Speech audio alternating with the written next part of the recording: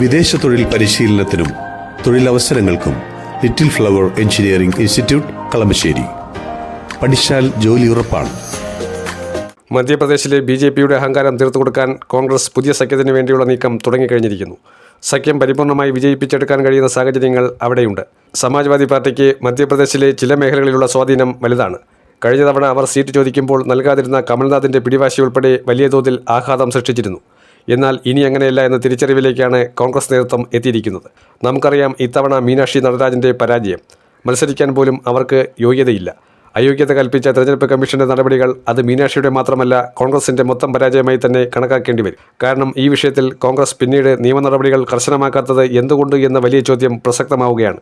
അങ്ങനെ കർശനമാക്കിയിട്ടും കാര്യമില്ല. കാരണം ചില കാര്യങ്ങൾ രേഖകളിൽ നിന്നും മറച്ചുവെച്ചു എന്ന് പറഞ്ഞ് BJP കൊടുക്കുമ്പോൾ അത് വാസ്തവമാണോ എന്നുള്ള കാര്യം ഉൾപ്പെടെ പരിശോധിക്കണം. മീനാക്ഷി നടരാജൻ്റെ കാര്യത്തിൽ സംഭവിച്ച ഭാഗപ്പിഴ അത് BJP നല്ലപോലെ മുതലെടുത്തു. അവസരം മുതലെടുക്കാൻ അവരെ കഴിഞ്ഞേ മറ്റുള്ളവർ ഉള്ളൂ എന്ന് നമുക്കെല്ലാവർക്കും അറിയാം. മധ്യപ്രദേശിൽ 230 നിയമസഭാ സീറ്റുകളാണ്. നിലവിൽ 63 സീറ്റുകളുമായി മുഖ്യ പ്രതിപക്ഷത്താണ് കോൺഗ്രസ്. 165 സീറ്റുകളുമായി BJPയാണ് ഭരണപക്ഷത്തിരിക്കുന്നത്. ഇവിടെ സമാജ്വാദി പാർട്ടിക്ക് ലോക്സഭാ സീറ്റിലും അതുപോലെ തന്നെ നിയമസഭാ സീറ്റുകളിലും സഖ്യം രൂപീകരിക്കണമെന്ന് അതിയായ ആഗ്രഹമുണ്ട്. മധ്യപ്രദേശിലും ഉത്തർപ്രദേശിലും ഇരുവരും തമ്മിൽ സഖ്യമാകേണ്ടത് അനിവാര്യമാണ് എന്ന ചിന്താഗതിയിലേക്ക് കാര്യങ്ങൾ പോവുകയാണ്. മധ്യപ്രദേശിൽ ഏറ്റവും കുറഞ്ഞത് 20 സീറ്റുകളിലെങ്കിലും മത്സരിക്കാൻ വാങ്ങിച്ചെടുക്കുന്ന രീതിയിലേക്ക് സമാജ്വാദി പാർട്ടി അവിടെ പ്രവർത്തനങ്ങൾ നടത്തി തുടങ്ങിയിട്ടുണ്ട്. ലോക്സഭയിൽ സമാനമായിട്ടുള്ള നീക്കത്തിന് വേണ്ടിയുള്ള ശ്രമമാണ് നടത്തുന്നത്. കഴിഞ്ഞ ലോക്സഭാ തെരഞ്ഞെടുപ്പിൽ BJPയുടെ ശക്തിദുർഗമായ ഗുജറാത്തിൽ പോലും കോൺഗ്രസ് വിള്ളലുണ്ടാക്കി ഒരു ലോക്സഭാ സീറ്റ് തിരിച്ചുപിടിച്ചു.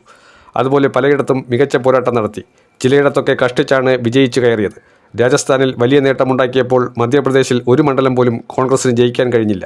BJPയുടെ ജൈത്രയാത്രയാണ് ശിവരാജ് സിംഗ് ചൗഹാൻ ഉൾപ്പെടെയുള്ള നേതാക്കളുടെ നേതൃത്വത്തിൽ അവിടെ നടന്നത്.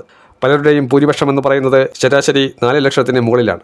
ഇങ്ങനെയാണ് പ്രവർത്തനമെങ്കിൽ കമൽനാഥും മകനും കൂടി ചേർന്ന് ഈ പാർട്ടിയെ കുളം തോണ്ടുമെന്നുള്ള തിരിച്ചറിവ് പലർക്കുമുണ്ട്. നിലവിൽ ദിഗ്വിജയ് സിംഗിൻ്റെ മകൻ ഉൾപ്പെടെ ജനകീയരായ പലരുമുണ്ടെങ്കിലും അതിനേക്കാളൊക്കെ പാർട്ടി വിലമതിക്കുന്നത് സഖ്യനീക്കത്തിൻ്റെ പിൻബലം കൂടിയാണ്.